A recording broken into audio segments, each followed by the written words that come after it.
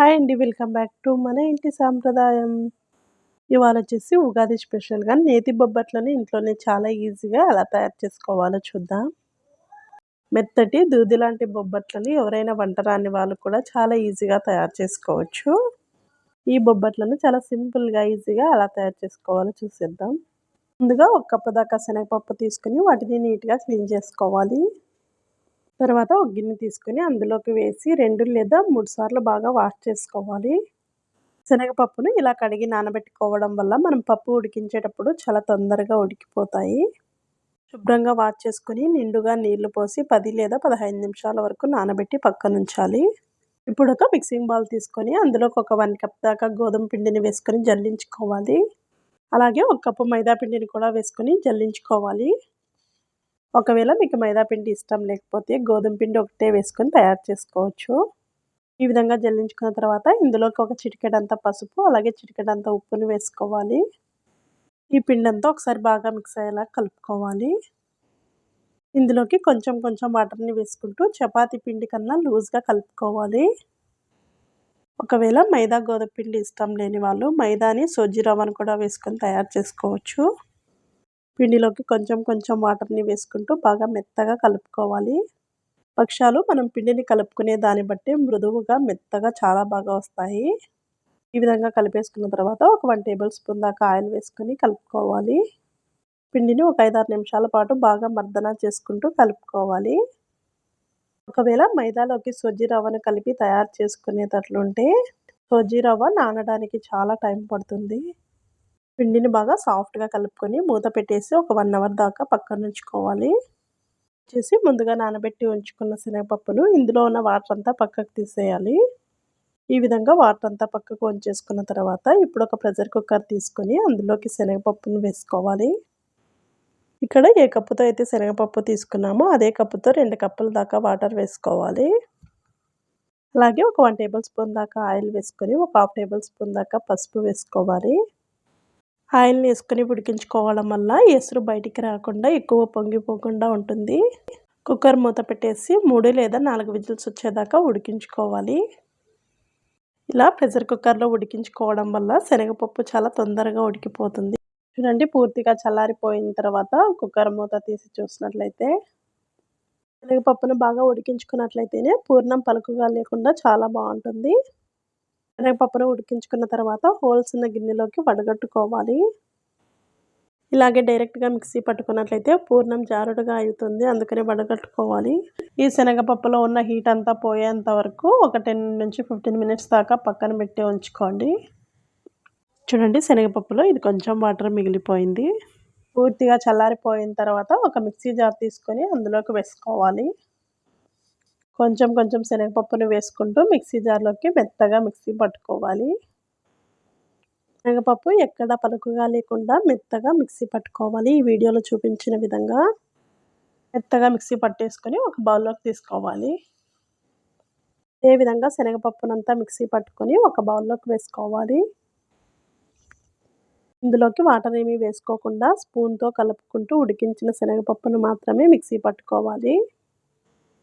ఈ విధంగా తయారు చేసుకొని మూత పెట్టేసి పక్కనుంచండి. ఇప్పుడు స్టవ్ వెలిగించి ప్యాన్ పెట్టుకొని అందులోకి ఒక కప్పు దాకా తురిమిన బెల్లం వేసుకోవాలి. మనం ఏ కప్పుతో అయితే శనగపప్పు తీసుకుంటామో అదే కప్పుతో బెల్లం వేసుకోవాలి. ఈ బెల్లం పాకం రావాల్సిన అవసరం లేదు. జస్ట్ కరిగించుకుంటే చాలు. ఒక చిన్న గ్లాస్ దాకా వాటర్ వేసుకొని బెల్లం అంతా బాగా కరిగించుకోవాలి. ఈ బెల్లం కరిగించుకున్న తర్వాత ఇందులో నలకలు ఏమైనా ఉన్నట్లయితే వడగట్టుకొని తీసుకోండి. బెల్లం అంతా ఈ విధంగా కరిగించుకున్న తర్వాత ఇందులోకి ఒక 1 టేబుల్ స్పూన్ దాకా శొంఠి పొడి కానీ, ఇలాచీ పౌడర్‌ని కానీ వేసుకోవాలి. శొంఠి పొడి వేసుకోవడం వల్ల భక్షాల టేస్ట్ చాలా బావుంటుంది. శొంఠి పొడి ఫ్లేవర్ ఇష్టం లేని వాళ్ళు ఇలాచీ పౌడర్‌ని వేసుకోండి. ముందుగా మిక్సీ పట్టి ఉంచుకున్న పిండిని ఇందులో కొంచెం కొంచెం వేసుకుంటూ బాగా మిక్స్ అయ్యేలాగా కలుపుకోవాలి.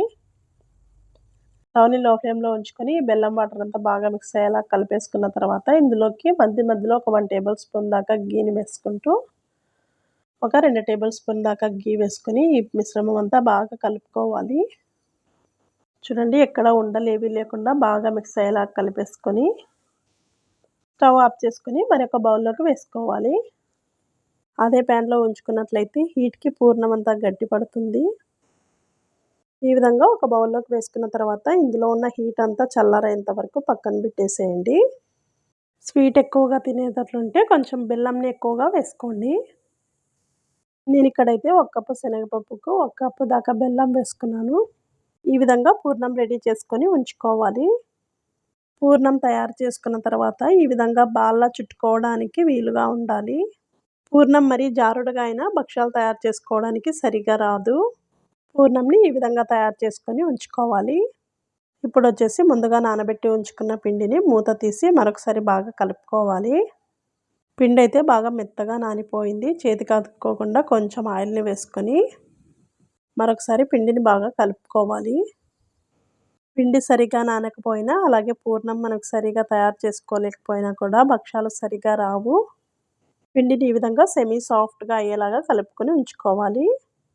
ఇప్పుడొచ్చేసి ఇలాంటి కవర్ తీసుకున్నట్లయితే భక్షాలు తయారు చేసుకోవడానికి చాలా ఈజీగా ఉంటుంది. దానిపైన వేసుకోవడానికి ఇలాంటి పాలిథీన్ కవర్ ఒకటి కట్ చేసుకొని తీసుకోవాలి. ఇప్పుడు దీనిపైన కొంచెం ఆయిల్‌ని అప్లై చేసుకోవాలి. పిండి ముద్దను తీసుకొని దీనిపైన పెట్టేసుకొని చేతి వేళ్ళతో ఈ విధంగా స్ప్రెడ్ చేసుకోవాలి. ఈ విధంగా పిండి బాగా మెత్తగా నానిపోయింది. మనకిలా టచ్ చేయగానే బాగా సాగుతుంది. అలాగే పిండికి సరిపోయేంత పూర్ణం ముద్దను తీసుకొని అందులో పెట్టేసి ఈ విధంగా క్లోజ్ చేసుకోవాలి. ఎక్స్‌ట్రాగా వచ్చిందంతా ఈవెన్‌గా ఇలా చుట్టుకోవాలి. కొంచెం ఆయిల్‌ని అప్లై చేసుకొని ఈ విధంగా చేతి వేళ్ళకి కొంచెం ఆయిల్ అప్లై చేసుకున్నట్లయితే ఈ విధంగా మనకి ఎంతైతే వీలవుతుందో అంత ఒత్తుకోవాలి. పైన కట్ చేసుకున్న పాలిథీన్ కవర్‌ని వేసుకొని కొంచెం ఆయిల్ అప్లై చేసుకోవాలి. చేతి వేళ్ళతో ఈవెన్‌గా అంతా స్ప్రెడ్ చేసుకోవాలి. పిండి బాగా నానినట్లయితేనే చేతి వేళ్ళతో ప్రెస్ చేసినప్పుడు చాలా ఈజీగా సాగుతుంది. చేతి వేళ్ళకు కొంచెం ఆయిల్‌ని అప్లై చేసుకుంటూ ఈవెన్‌గా స్ప్రెడ్ చేసుకోవాలి.